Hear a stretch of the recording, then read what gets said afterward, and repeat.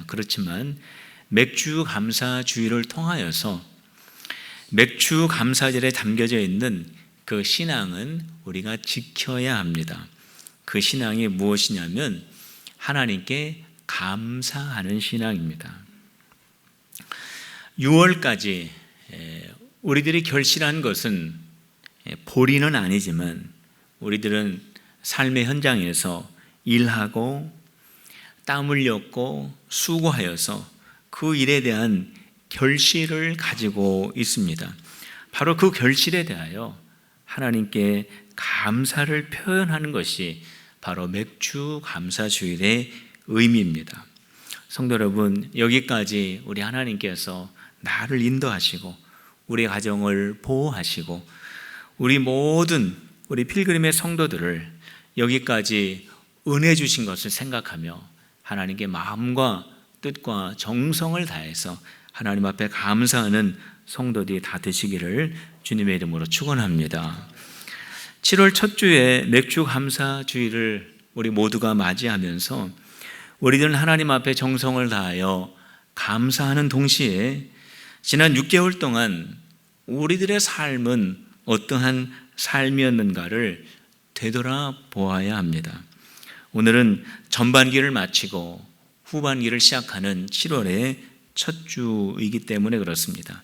오늘 이 시간에는 지난 6개월 동안의 전반기의 모든 삶을 오늘 우리에게 주신 그 말씀으로 비추어 보려고 합니다. 그래서 잘한 것은 계속 유지하고 잘하지 못한 것은 더 잘할 수 있도록 우리가 반성하고 다짐하는 시간을 갖도록 할 겁니다. 먼저 우리가 하나님의 말씀을 본문 속에서 살펴보도록 하겠습니다. 오늘 우리가 읽은 본문 말씀에 보면 사도 바울은 하나님의 진노에 대해서 말을 하고 있습니다. 우리 18절 말씀 우리 다시 한번 우리 다 같이 합독하도록 하겠습니다. 시작. 하나님의 진노가 불의로 진리로 막는 사람들의 모든 경건하지 않음과 불의에 대하여 하늘부터 나타나나니. 하나님의 진노가 진리를 막는 사람들에게 나타난다. 특별히 그들의 불경건함과 불의한 삶에 임한다라고 경고를 하고 있습니다. 하나님께서 진노를 내리시는 그 사람들이 불의로 진리를 막는다라고 말씀하고 있는데 여기에서 말하고 있는 진리가 무엇일까요? 그것은 하나님이십니다. 하나님이 진리이십니다. 19절 말씀에 보면 하나님을 알만한 것을 사람들의 마음속에 넣어두셨다라는 말씀이 있습니다. 20절에 보면 하나님의 능력과 신성을 만물 속에 넣어두셨다라고 하는 말씀이 있습니다. 하나님을 알만한 것을 마음에 넣어주시고 하나님을 알만한 것을 만물 속에 넣어주시면서 하나님에 대해서 계속해서 보여주시고 느낄 수 있도록 하고 깨닫게 해주셨습니다. 하나님을 알 수 있도록 마음과 만물에 하나님의 그 신비한 것들을 다 이렇게 넣어주셨는데 이 사람들이 진리이신 하나님을 받아들이지 않았다라고 하는 말씀입니다. 왜 이 사람들이 진리이신 하나님을 거부하였을까요? 사람들 속에 하나님을 나타내시고 또 그들이 살고 있는 모든 자연 속에 하나님의 능력과 신성을 나타내셨는데도 불구하고 이 사람들은 그러한 것에 관심을 갖지를 않습니다. 그런 것들 속에 하나님의 능력이 나타나고 하나님의 신성이 나타나지만 외면합니다. 오히려 자신들의 생각과 자신들의 마음에 관심을 집중합니다. 그래서 어떻게 됩니까?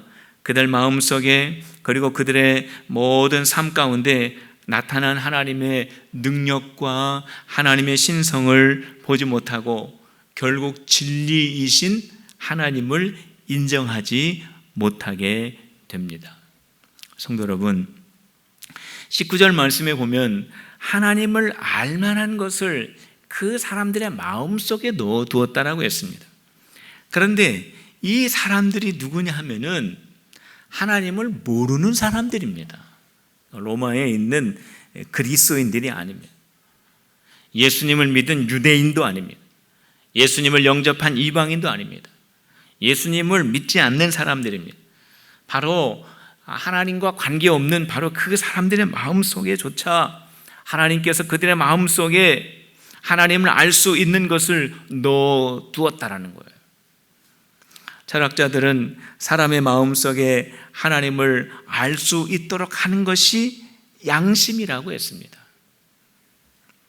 기독교와 아무런 관계없는 사람들의 마음속에 하나님을 알 수 있는 그 무엇을 넣어두었다면 예수님을 영접한 저와 여러분들의 마음속에는 그것들보다 더 구체적이고 신령한 것이 담겨져 있는데 그것이 뭐냐면은 성령님이십니다. 성령께서 우리의 마음속에 그리스도인으로 생각하게 하시고 그리스도인으로 말하게 하시고 그리스도인으로 살아갈 수 있도록 우리의 마음속에서 계속 지도하시는 분이 바로 성령님이십니다. 성령님이 우리의 마음속에 계시는데 지난 반년 동안 성령님의 인도함을 따라서 생각하고 말하고 행동하여 왔습니까? 성령님께서 우리의 마음속에서 말씀하시는데 그 말씀에 귀를 기울이고 그 말씀을 깨닫기를 힘쓰고 그 말씀에 순종하면서 여기까지 우리가 살아왔습니까? 20절 말씀에 보면은 하나님의 능력과 신성을 만물 속에 넣어두었다고 했습니다. 하나님을 모르는 사람, 예수님을 아직 영접하지 않은 그 사람들에게 하나님을 나타내기 위해서 만물 속에 하나님의 능력과 하나님의 신성을 넣어두셨습니다. 그러나 우리들은 예수 그리스도를 통하여서 하나님의 자녀가 되었습니다. 우리들은 하나님의 능력과 하나님의 신성이 만물 속에 담겨져 있는 것을 알 뿐만이 아니라 우리들의 가정과 직장과 교회와 우리의 삶 모든 전체에 전능하신 하나님이 우리와 함께하고 있음을 우리는 알고 있습니다. 그런데 성도 여러분, 우리들은 반년 동안 우리들을 이끌어 가시는 전능하신 하나님의 능력을 의지하면서 왔습니까? 하나님의 능력의 선을 인정하면서 우리가 믿음 생활을 여기까지 해왔습니까? 성도 여러분, 후반기에는 저와 여러분들이 진정한 그리스도인 될 수 있도록 우리의 심령 속에서 말씀하시는 성령의 음성을 더 들으며 우리의 가정과 직장과 교회 속에서 역사하시는 하나님의 능력을 더 의지하는 필그림의 성도들이 다 되시기를 주님의 이름으로 축원합니다. 두 번째, 바울은 하나님을 거부하는 사람들의 특징을 소개하고 있습니다.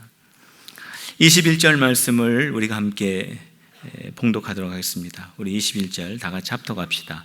시작. 하나님을 알되 하나님을 영화롭게도 아니하며 감사하지도 아니하고 오히려 그 생각이 허망하여지며 미련한 마음이 어두워졌나니. 하나님을 거부하는 사람들의 특징이 여기에 잘 나와 있습니다. 하나님을 거부하는 사람들은 어떠한 특징을 가지고 있냐면 하나님을 영화롭게 하지 않으며, 이거는 하나님께 영광 돌리지 않는다는 겁니다. 하나님께 감사하지도 않으며 하나님 앞에서 허망한 생각과 허망한 마음을 가지며, 이것이 바로 하나님을 거부한 사람들의 특징입니다. 하나님을 영화롭게 하지 않습니다. 하나님 앞에 감사할 줄 모릅니다. 하나님 앞에서 허무한 생각을 합니다. 허탄한 생각을 합니다. 허망한 생각을 합니다. 이 허망한 생각이라고 하는 것은 거짓되고 허무한 생각과 마음을 말합니다. 그래서 이러한 사람들 속에서 나타나는 특징 가운데 하나가 무엇이냐면은 우상 숭배하는 것이 나옵니다. 23절 말씀에 보면 썩어지지 아니하는 하나님의 영광을 썩어질 사람과 새와 짐승과 기어다니는 동물 모양의 모양으로 바꾸었느니라. 다시 말씀을 드리면 우상 숭배합니다. 그의 마음이 허무하여서, 그의 마음이 허망하여서 그들이 의지하고 경배하고 바라보아야 할 하나님을 바라보지 못하고 우상의 형상을 만들어서 거기에 의지하고 거기를 경배하는 그런 삶의 모습이 나타나게 됩니다. 이 사람들이 하나님을 영화롭게 하고 하나님께 감사를 드리고 하나님을 섬기는 사람들이 되기 위해서 가장 필요한 것이 무엇일까요? 그것은 우리가 이 말씀을 읽어보면은 하나님을 향하여 감사하는 것입니다. 하나님을 알지 못하는 이 사람들이 어떻게 감사를 할 수 있겠습니까? 그것은 불가능한 일입니다. 그러나 우리들은 예수님을 통해서 하나님을 아버지로 고백하였기 때문에 우리는 하나님 앞에 감사할 수 있습니다. 우리가 하나님 앞에 감사하면 그것이 바로 하나님께 영광을 돌리는 것입니다. 우리가 하나님 앞에 감사하면 그것이 바로 하나님을 영화롭게 하는 것입니다. 우리가 하나님 앞에 감사하면 거짓되고 허무한 생각에 빠지지 않습니다. 우리가 하나님 앞에 감사하면 우리는 우상 섬기는 일에 빠지지 않습니다. 2014년도 12월, 그러니까 작년이죠. 작년 12월 달에 성결교단 월간지인 활천지에서 저보고 감사 일기를 좀 써달라고 하는 그 원고 청탁이 있었습니다. 목사님이 12월과 1월 중에 지내시면서 감사의 일기를 써서 적어달라고 그렇게 요청이 온 겁니다. 그래서 하루에 한 가지씩 감사의 내용을 적는 겁니다. 그래가지고 제가 한 A4 용지로 2페이지 정도 이렇게 기록을 해서 제출한 적이 있습니다. 근데 그 감사의 그 내용 중에 제가 7가지만 여러분들에게 소개를 간추려서 말씀을 드리겠습니다. 동역하는 우리 귀한 사역자들, 최선을 다하는 우리 부목사님과 배려심이 많은 우리 전도사님을 인해서 감사합니다. 감기에 걸렸을 때 집에서 만든 한방차라고 전해주신 성도님으로 인해서 감사합니다. 건강하게 잘 자라는 자녀들을 보면서 감사합니다. 그 자녀들을 보면서 돌아가신 아버지의 마음을 느낄 수 있어서 감사합니다. 저의 생일을 잘못 알고 선물을 전해준 성도님이 있어서 감사합니다. 제 생일이 한참 남았는데 착각해가지고 선물을 보내셨더라고요. 얼마나 감사한지. 저보고 미안하다고 하는데 아니라고 감사하다고 그랬습니다. 설교 말씀 듣고 은혜 받았다라고 하는 성도들이 있어서 감사합니다. 이 원고 청탁을 바꿔서 감사의 내용을 쭉 이렇게 쓰는데 감사할 내용이 너무 많은 거예요. 그래서 이 감사하는 그 내용이 계속 나오는 거예요.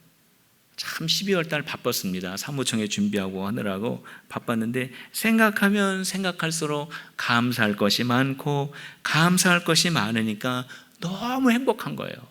너무 기쁜 거예요. 내가 이렇게 많은 감사의 조건이 있었구나.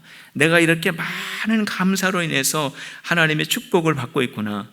이렇게 생각하면서 정말로 내가 하루에 한 가지씩 감사하면서 살면은 정말로 내 삶에 감사가 넘치는 생활이 되고 내 인생이 행복이 넘치는 삶이 되겠구나라고 하는 그러한 생각을 가졌었습니다. 반대로 매일 불평한다고 한번 생각해 보시기 바랍니다. 그러면은 불평이 넘치는 삶이 되고 불평과 원망이 넘치는 삶 속에서는 그 사람은 결코 기뻐할 수가 없습니다. 행복할 수가 없습니다. 불평하고 원망하고 낙심하는 그 마음 속에는 성령님이 역사하실 수 있는 환경이 되지를 못합니다. 거기에는 성령님이 거하실 수가 없고 그래서 하나님의 뜻이 무엇인지 깨달을 수 없고, 그렇기 때문에 하나님이 원하시는 것이 무엇인지 알 수 없고, 그래서 하나님께서 원하시는 일을 알 수 없게 됩니다. 행복한 그리스도인의 삶의 비결은 감사입니다. 우리가 하나님의 뜻이 무엇인가를 깨닫기 위해서는 반드시 감사해야 합니다. 하나님께서 우리에게 맡겨주신 일을 하기 위해서는 우리가 감사해야 합니다. 하나님의 능력을 나타내는 삶을 살기 위해서는 우리가 감사해야 합니다. 목사님, 감사할 수 있는 상황이 돼야 감사를 하지요 라고 생각할 수 있습니다만은, 감사할 상황이 안 되는 것이 아니라 가만히 생각해 보면은 감사할 마음이 없기 때문에 그렇습니다. 우리 안에 이미 성령님이 계시지 않습니까? 우리의 삶을 전능하신 하나님의 손으로 붙드시고 가장 선한 길로 인도하여 가고 계시지 않습니까? 우리의 환경은 충분히 감사할 수 있는 환경입니다. 범사에 감사하시기를 바랍니다. 성도 여러분, 범사에 전반기를 감사하면서 지내오셨습니까? 우리 모두가 후반기에는 감사하는 성도가 되어서 하나님을 영화롭게 하는 우리 필그림의 성도들이 다 되시기를 주님의 이름으로 축원합니다. 세 번째로 바울은 하나님을 거부한 사람들에 대한 하나님의 심판을 말하고 있습니다. 하나님께서 하나님을 거부한 사람들에 대해서 벌을 내리신다라는 거예요. 징계를 하신다라는 거예요. 하나님께서 그러한 사람들에게 어떻게 심판하실까요? 그들에게 어떻게 징계하실까요?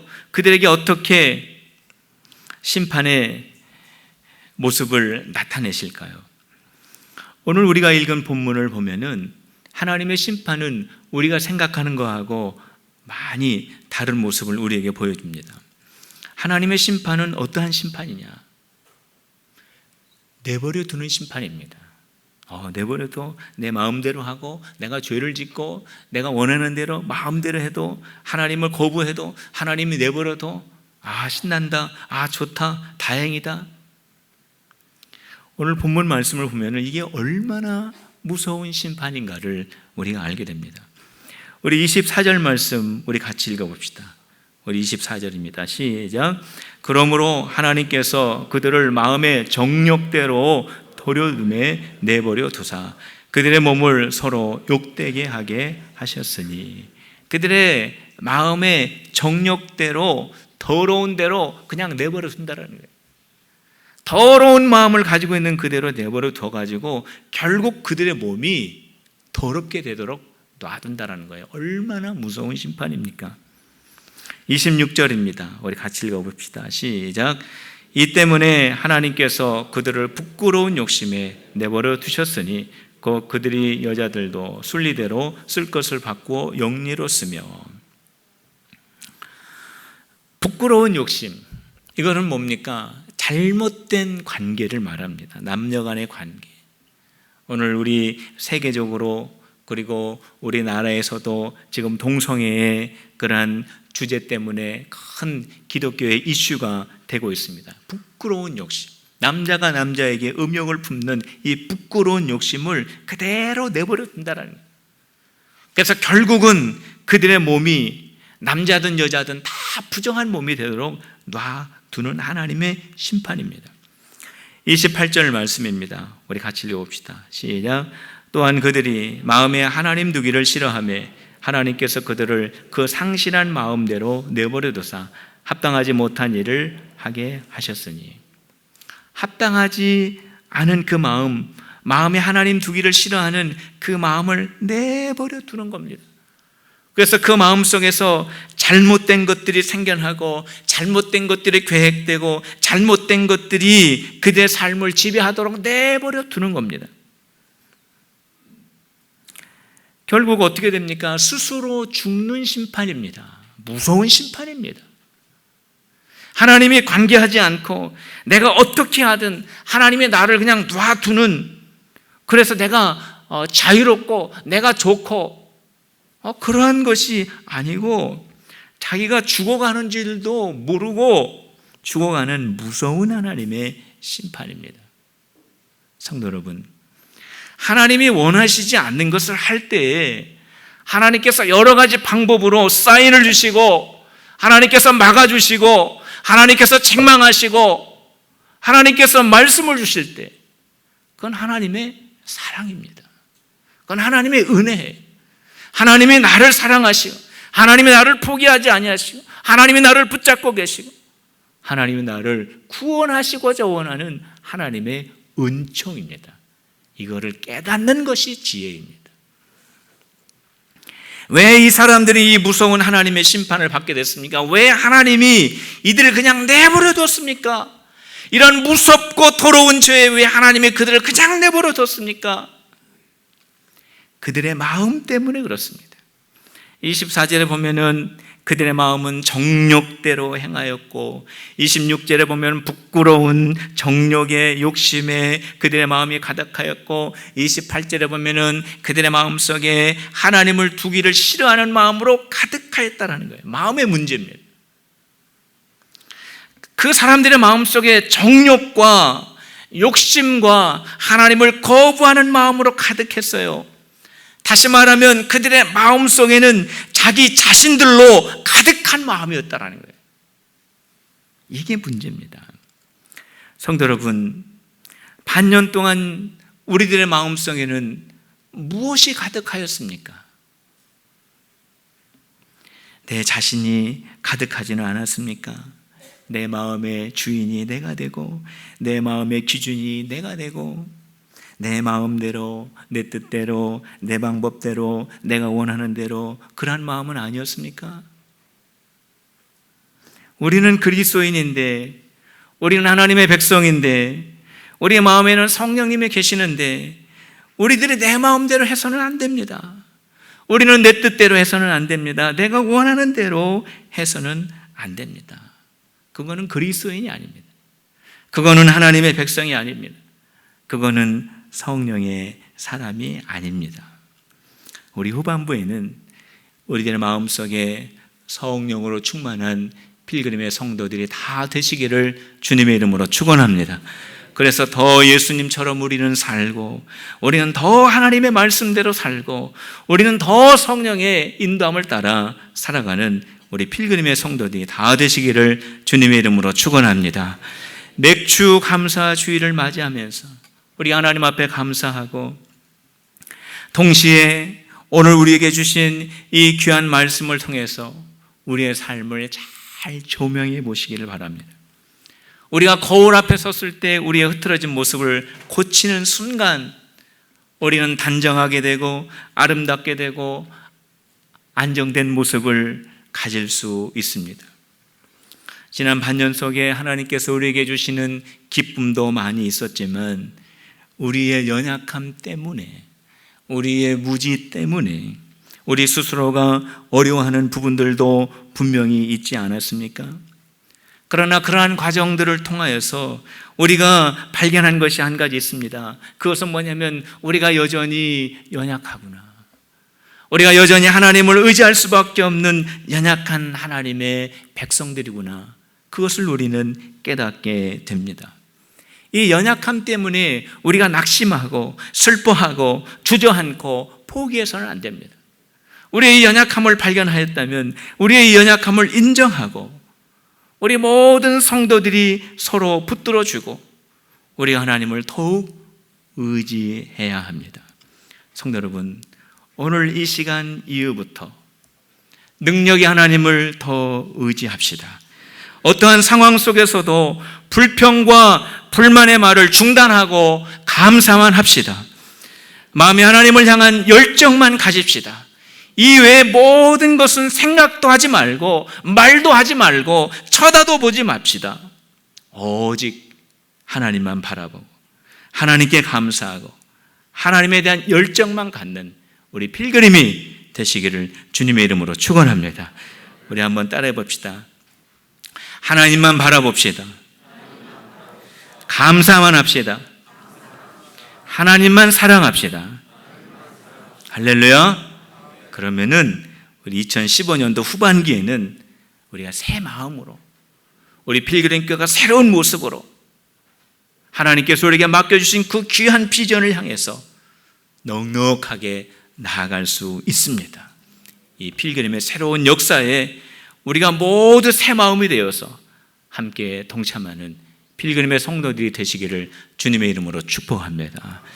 우리 이 시간에 우리 하나님 앞에 기도합시다. 하나님, 2015년도 후반기에 우리 모두에게 새 마음을 허락하여 주시고 하나님 우리에게 성령으로 충만케 하여 주시어서 새 모습으로 하나님 앞에 달려나가는 필그림이 되게 해달라고 우리 다 같이 한 음성으로 기도하시겠습니다. 할렐루야. 하나님 아버지, 오늘 이 시간에